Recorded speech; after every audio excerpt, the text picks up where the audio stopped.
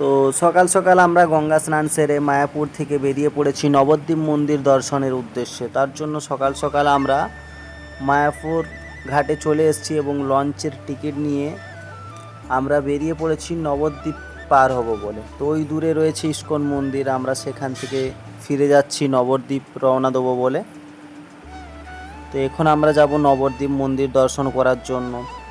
তো ঘাট থেকে আমরা পেরিয়েই টোটো করে নিয়েছি। তো এই কাকাটা 350 টাকা নেবে বলেছে, আমাদেরকে মোট 14টা মন্দির ঘোরাবে। তো দেখা যাক কাকা আমাদেরকে কোন কোন মন্দিরগুলো ঘোরাই, তোমাদেরকেও দেখাবো, দেখতে থাকো।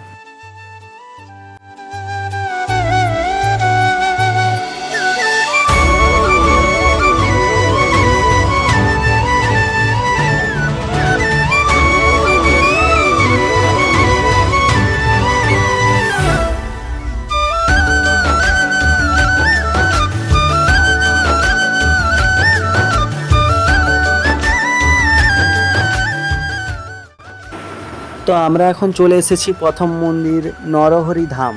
তো এখানে প্রবেশ করার মূল্য হচ্ছে 10 টাকা। এখানে কিন্তু দর্শন করতে গেলে 10 টাকা করে লাগবে। তো তোমরাও এলে 10 টাকা দিয়ে টিকিট কেটে নেবে।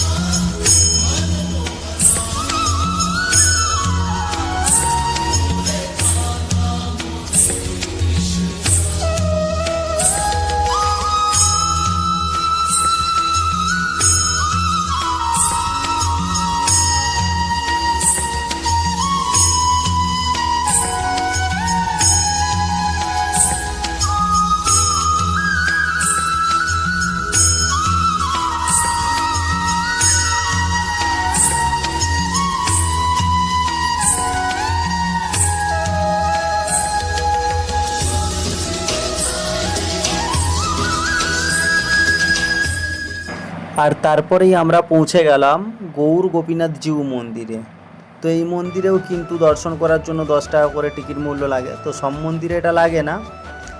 আর এখানে তৈরি হচ্ছে একটা অনেক বড় নিমাইয়ের মূর্তি। তো এটা এখনও কমপ্লিট হয়নি।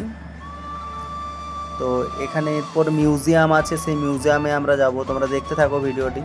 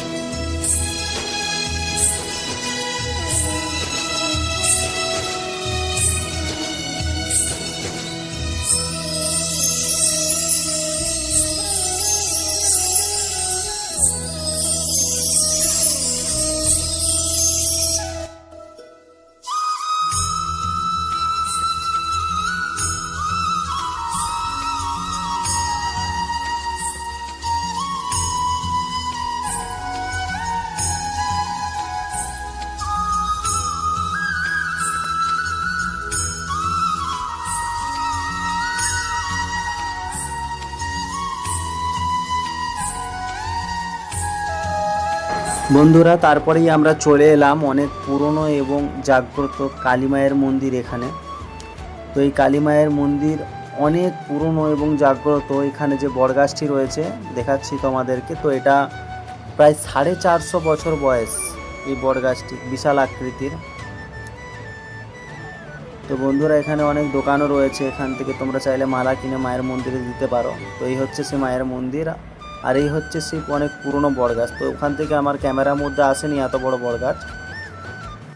আর তারপরেই আমরা চলে এলাম শ্রী শ্রী রাধারমণ বাগের কাছে। তো এখানে 4টি মন্দির ছিল, তার মধ্যে একটা স্বর্ণ মন্দির, একটা যোগাই মাদাই মন্দির। তো এই দুটো আমরা দর্শন করেছিলাম কিন্তু ভিডিও করিনি। আর একটা মন্দির ছিল যেটা আমরা দর্শন করতে পারিনি কারণ তখন পুজো চলছিল। আর এই সামনেই রয়েছে শ্রী শ্রী রাধারমণ বাগ।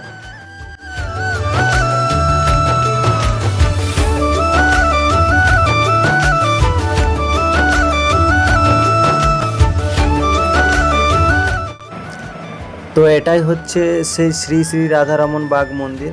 মন্দিরটি অনেক বড় এবং ভিতরে ক্যামেরা এলাও ছিল না, তাই আমি এটা ভিতরে কোনো ভিডিও করতে পারিনি। তোমরা আসবে, দেখবে মন্দিরটি খুবই সুন্দর, ভিতরটা প্রত্যেকটা মন্দিরই ভালো। আর এখানে একটা নতুন 60 ফুট হাইটের শিবের মূর্তি হয়েছে, তো যেটা আমরা দেখতে পাইনি কারণ আমরা অনেক দেরি থেকে এসেছিলাম। এটার টাইম ছিল সকাল 8টা থেকে দুপুর 12টা এবং বিকাল 4টে থেকে রাত্রি 8টা পর্যন্ত এটা ওপেন টাইম ছিল। তো আমরা দেরি করে এসেছিলাম বলে দেখতে পাইনি। তোমরা যদি আসো তো এই ভুলটা করো না, তোমরা টাইমের মধ্যেই আসবে। আমরা আর দেখতে না পেয়ে তো এটা বাইরে থেকে ভিডিও করে বেরিয়ে পড়লাম পরের মন্দির দর্শনের জন্য। আর এরপরেই আমরা চলে এলাম শ্রী চৈতন্য সরস্বত্য মঠ। তো এখানে যে মন্দিরটা ছিল সেটা ছিল জলের মাঝখানে, তো সেখানে কাউকে যেতে দেওয়া হচ্ছিল না। তো এটা ছাড়াও সামনের দিকে একটা শিবের মন্দির আছে যেখানে আমরা দর্শন করলাম, তারপর হরিণকে খাবার খালাম। তো চলো তোমরা দেখতে থাকো ভিডিওটি।